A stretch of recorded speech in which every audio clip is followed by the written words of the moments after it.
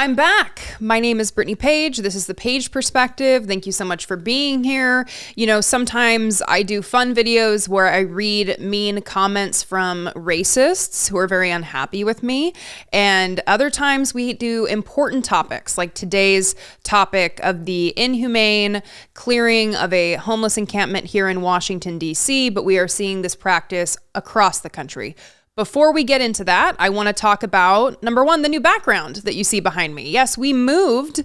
That's why I have been gone. We moved. It has taken a long time to get the studio back up and running, and we're getting it figured out. But, you know, I'm to the point now where I can make content again, so I'm very excited about that. You can check out my new channel art as well. I have new channel background as well as this new background behind me that you see here.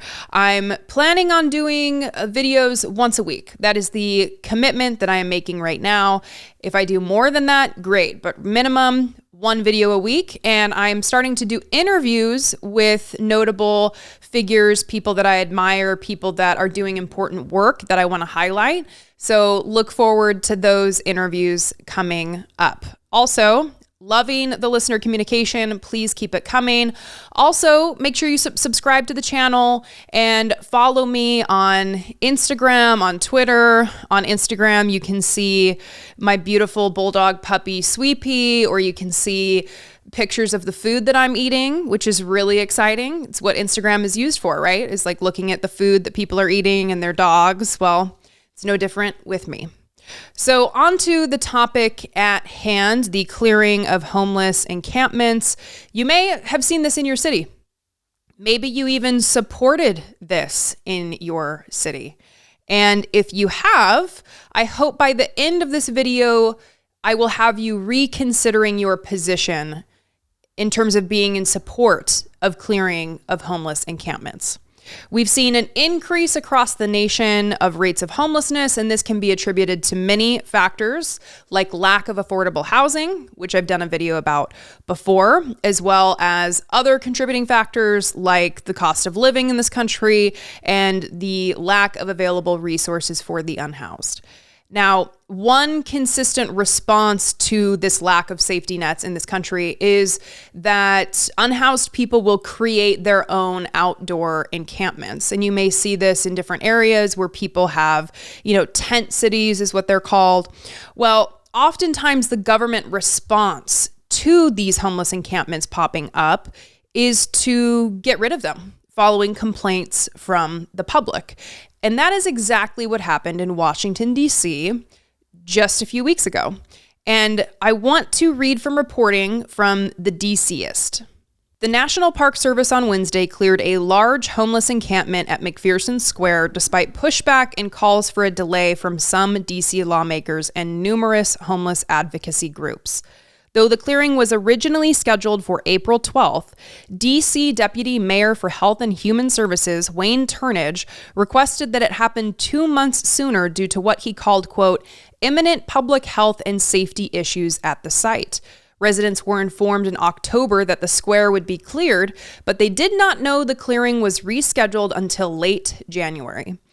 Now, imminent public health and safety issues, especially ill-defined and non-specific ones, are always going to be the go-to justification, along with attempts to paint people who are unhoused as treatment or service resistant. But the response from the government is what the problem is here, because not only did they move up the clearing of this homeless encampment significantly in time, instead of giving people what they need, which is shelter, giving people the time to be connected with services, to be able to be moved to shelter, they instead decided to steal from and trash the only belongings they have. And if you're wondering, what are you talking about? Luckily, we had people on the ground covering this, and I want to show some photos from Twitter user @NeatSeeger, who is on the ground covering this. And in this thread, they show that the National Park Service stole and destroyed personal belongings of 70 unhoused people living in McPherson Square. Now, this includes the only shelter that they have. I'm talking about the tents being thrown away, the only shelter that they have. They threw away, destroyed key tools for storing and moving their belongings, shopping carts. They threw away chairs. They threw away unopened bottles of water. They threw away clothing, including jackets. In the wintertime, it's winter here in DC, where it gets very cold. It snows here in DC. They threw away their forms of transportation, including bikes.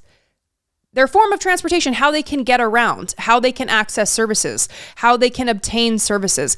Imagine taking and destroying the only possessions that the unhoused have to survive and thinking that you're contributing to the public good. I mean, imagine that. That's what these people did. What else did they throw away that is, necessary to survive? Medications, precious, irreplaceable belongings like photographs. Who knows what else was in there that they're just taking and throwing away? And this approach to clearing encampments, just showing up and taking their belongings and putting them in the trash, this is at odds with government recommendations. And this is according to the United States Interagency Council on Homelessness. There are 7 principles for addressing encampments, and I want to read from their press release on these principles now. Local decision makers are caught between demands for swift action and the reality that permanent, sustainable solutions, housing with voluntary supportive services, take time and investment to bring to scale. Some communities have turned to aggressive law enforcement approaches that criminalize homelessness and close encampments without offering shelter or housing options. While these efforts may have the short-term effect of clearing an encampment from public view, here's the important point: without connection to adequate shelter, housing, and supportive services, encampments will appear again in another neighborhood or even in the same place they had previously been. There is no one-size-fits-all solution, but the following principles, developed by the U.S. Interagency Council on Homelessness in coordination with the Departments of Housing and Urban Development, Justice, and Veteran Affairs, Centers for Disease Control and Prevention, and several national partners, can help communities more effectively address encampments. So this makes a lot of sense, right?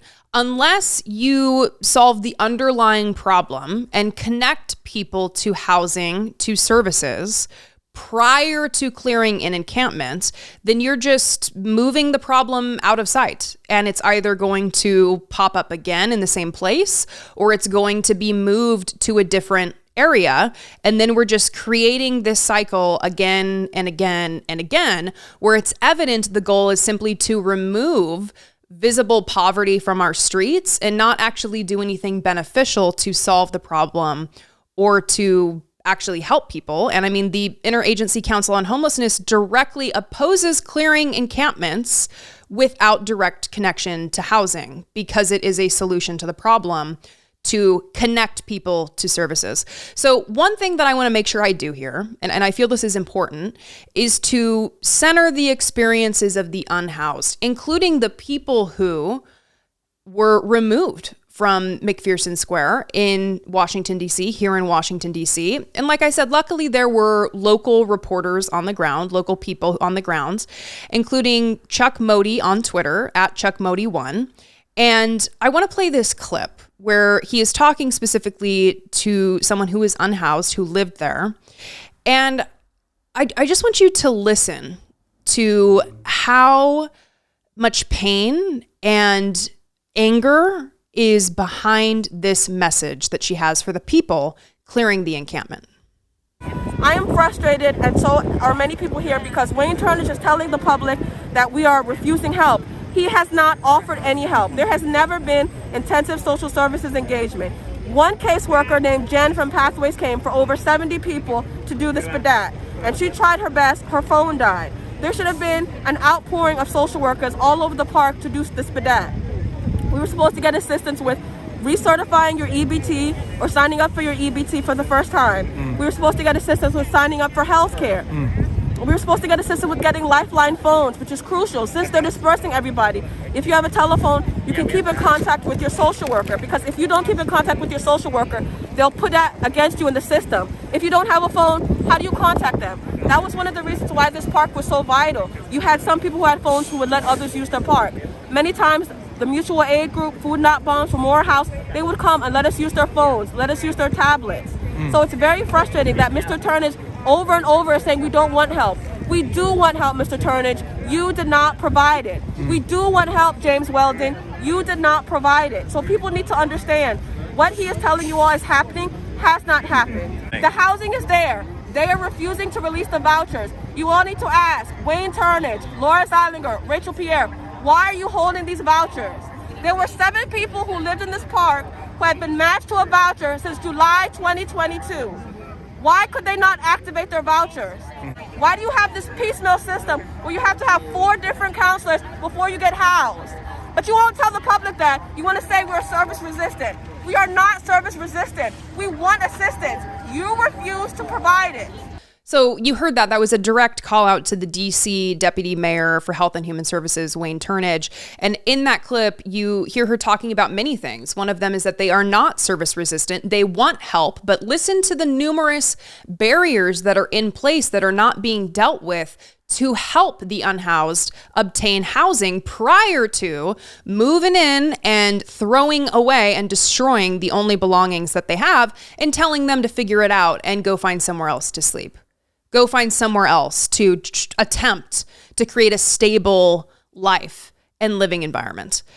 And one of the things that she mentioned there was housing vouchers. And people who, don't have familiarity with the system of housing vouchers may think, it's probably straightforward. You just apply for a housing voucher, you get the housing voucher, you use the housing voucher. But like most things in this country for the poor and vulnerable, it is anything but straightforward, and it can take several months to years from attempting to obtain a voucher to getting the voucher to obtaining housing. And this is evident in one of the people who was forced out of McPherson Square, who was discussed in the DCist article about this encampment clearing, where the process to get his voucher started in 2019, and he is still without housing. It can take many months. It can take years. The reality is that someone should not have their belongings tossed into the trash and to go somewhere else, anywhere else, when they have nowhere to go. Some people will say, well, what about shelters? Right? And I hear this a lot. I see this in my comments sometimes. Aside from the fact that many unhoused people prefer to stay out of shelters due to concerns about safety, about cleanliness, here in DC, is actually preparing for a substantial loss in the number of available shelter beds in the coming year. This is a separate article, but also from the DCist. DC is halting funds for the temporary housing provided via the Pandemic Emergency Program for medically vulnerable individuals and is slated to close 2 low-barrier shelters for renovation by the summer. All told, the city will lose a total of 787 beds over the next year, potentially leaving residents with nowhere to go. So when you put all of this together, it really reinforces the point that it seems like our society isn't interested in actual solutions for people who are experiencing homelessness, who are living in the streets. Our society is more concerned about removing any visible poverty from the streets so that we don't have to concern ourselves with it or worry about it or feel bad about it. And when I talk about these things, I keep thinking, like, what is going to be the thing that I can talk about that will get people to care about it? Because it seems like, experiencing financial hardship is something that can create that empathy. Not always, right? Because sometimes when you go through a personal experience, you can actually judge someone going through that same personal experience and say, well, why can't you do what I did to overcome that, right? But I think it does help if you've experienced financial instability, if you've experienced homelessness yourself, if you've experienced poverty, to understand.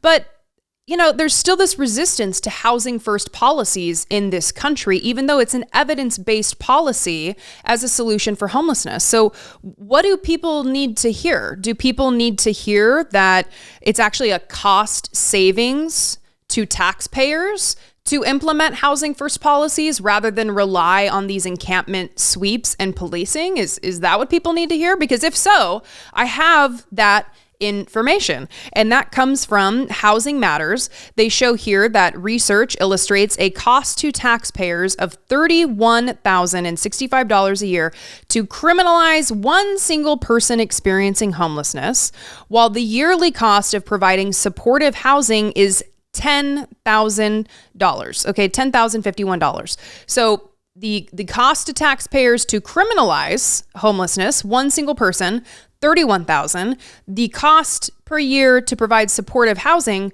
$10,000. Are we seeing those savings? Okay, what about responding to homeless encampments? How much does that cost taxpayers? Well, it says right there that in Houston, Texas, $3.3 million, the cost to taxpayers. San Jose, California, $8.5 million. So will this get people's attention? The cost savings to the taxpayer? I mean, if we can't appeal to people's empathy and their compassion on this issue, maybe we can appeal to their wallet. I don't know. But this is inhumane. Clearing encampments in this way only shifts the problem from one area to another. It does absolutely nothing to solve the problem.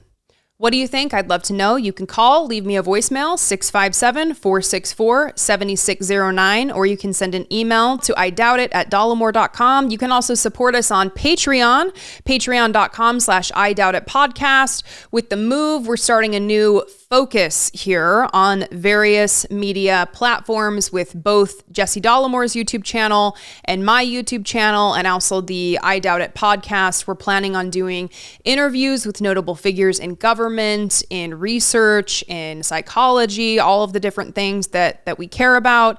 And if you want to support those efforts, I would ask that you support us on Patreon. You join with us, you become a member on Patreon. There are perks to doing that, including the ad-free version of the I Doubt It podcast, and also just the great joy that comes with knowing you are supporting work that you ultimately appreciate and that you value. So I look forward to hearing your thoughts. I want to hear your thoughts. Please leave them in the comments below. Send them to me in an email or leave me a voicemail. And as always, take care, and I will see you next time.